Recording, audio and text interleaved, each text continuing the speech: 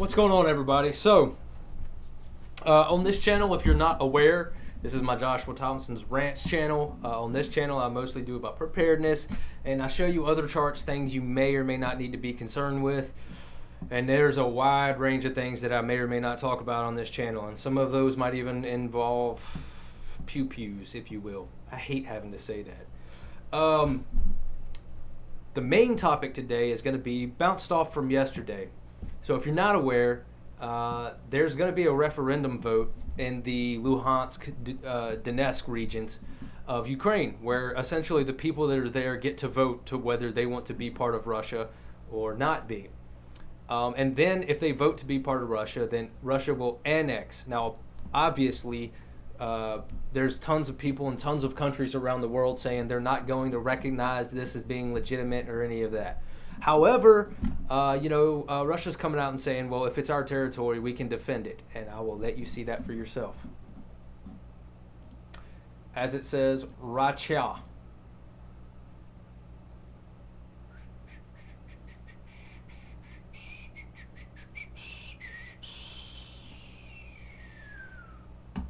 Read it for yourself, guys.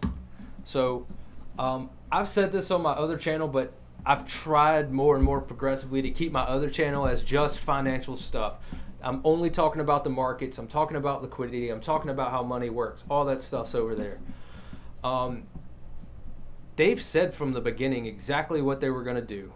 They weren't able to achieve all their goals, speaking about Russia, but they've always said we're going to win or else. That's it. Now, you can choose to not believe them, doesn't matter. There's videos all over Twitter of people being round up and people also volunteering for the partial mobilization. I've seen some articles come out about there were secret things in the authorization that may authorize them to mobilize up to 1 million troops. I don't know. We shall see. But this is how Russia fights wars. This is how it always happens. They initially lose on any objective they have, and then they just throw manpower at it and overwhelm the enemy that way. They have poor tactics, they have poor transportation, they have poor leadership, but if you can just throw enough people at it, and speaking more to a financial side, this is the end of Russia, because the majority of the people they're going to be sending into this is their 18-year-olds, 20-year-olds, early 30-year-olds. Well, of course they'll send older as well, but there's going to be a lot of men that are going to get killed or injured that are at childbearing ages, or the predominant childbearing ages. And if you want to have a replacement population in Russia, then you don't need this happening. So this is gonna make things a lot worse for growth, especially economic, in Russia in the coming years. So I guess it's either now or never, right? If they don't do it now, they can't do it in the future. So that's what makes me believe that they're serious, because they know if they lose, not only are they going to leave their western flank open to attack across the plains of Ukraine, if they lose now, they might not have the replacement population to do this in the future. So it has to be done now. And that's what makes me believe that they're not bluffing. And again, I'm not on one side or the other. I could care less. I don't like war, period. The only politician I've ever voted for is Ron Paul, so that should give you an idea. I'm pretty firmly in the middle. I hate division in politics. I can't stand it.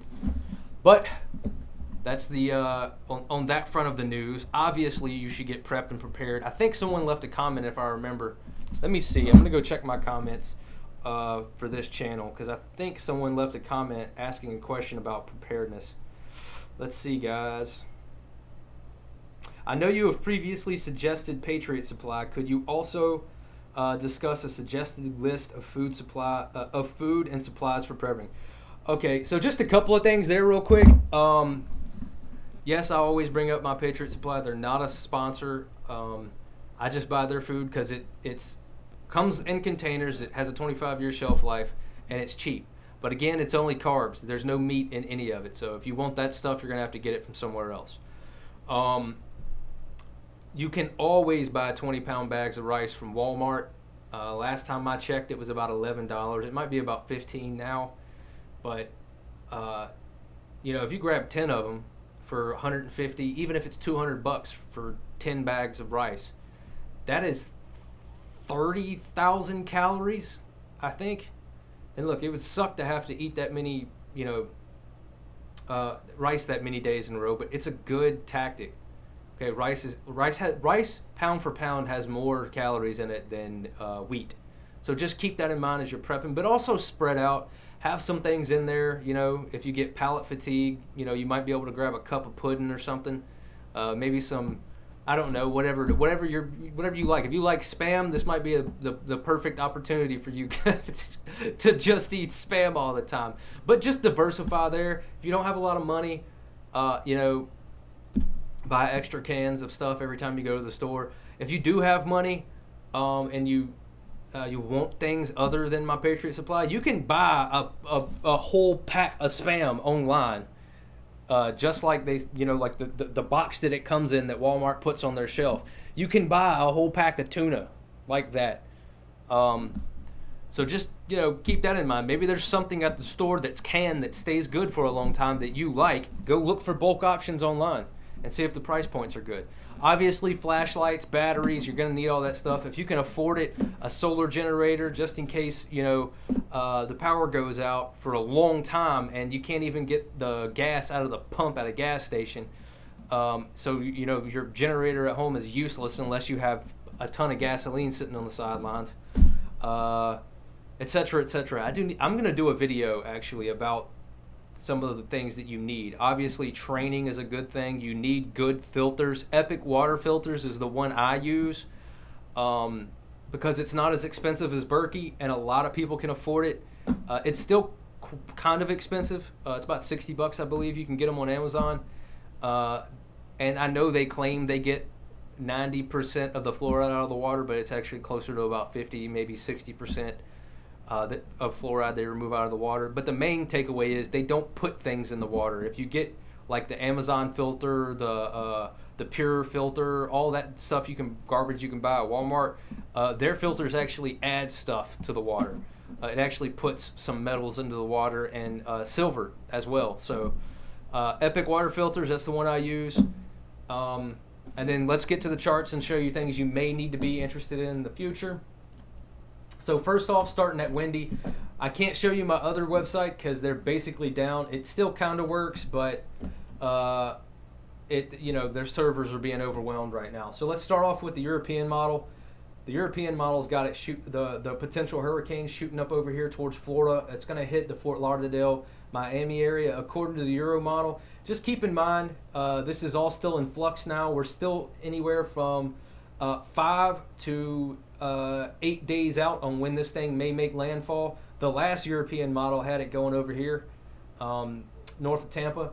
So just keep that in mind. Let's switch over to the icon. I don't think it has the time frame on here to show it on this chart, but yeah, it doesn't actually. So I can't go all the way out, but on the other website that I use, it jumps across Cuba and it shoots off over here just like the European model. And the GFS model, unfortunately, this one is not updated. This one has it going over here towards Pensacola and Bay Minette area, but the newest model actually has it curving up over here north of Tampa. So keep that in mind. Right now, the models are suggesting that Florida is, it's got a red dot on its back right now. So if you live over there, make sure you have your supplies and everything stored up. This was the article that I showed you guys, I don't know, maybe about 5 days ago, 6 days ago. Again, this is a prediction, and they are using scientific models, but they're also using some spiritual stuff from the Quran. So take this with a grain of salt. Just put this on the shelf of things you may need to know, just in case it happens tomorrow, okay?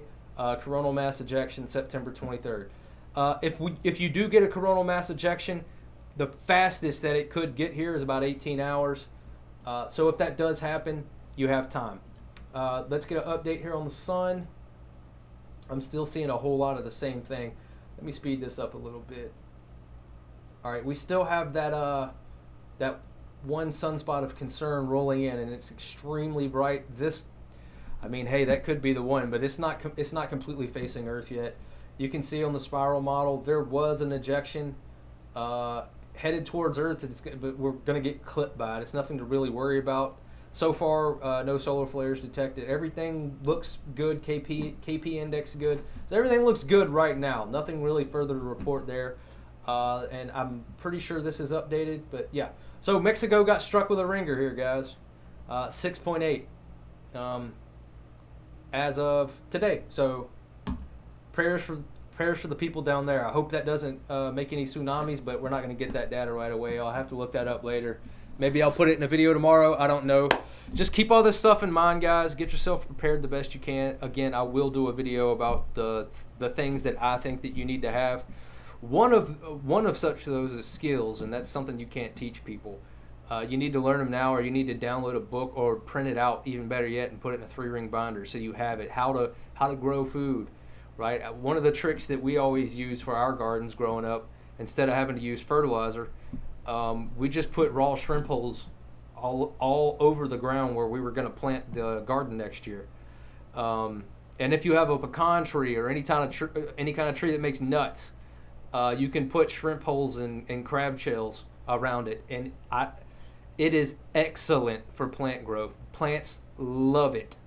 Now you can't put them on there after the plants are. You can do it for trees, but you can't do it for plants. You have to put it on the ground and let it rot and let that all, basically compost, and then you can plant the plants and all that such. Anyway, that's it for today. I love each and every one of you. I hope to see you tomorrow. Hopefully we don't have a CME. I'll see you in the next one. If we do get one, though, I'll have a video tomorrow morning. Love you.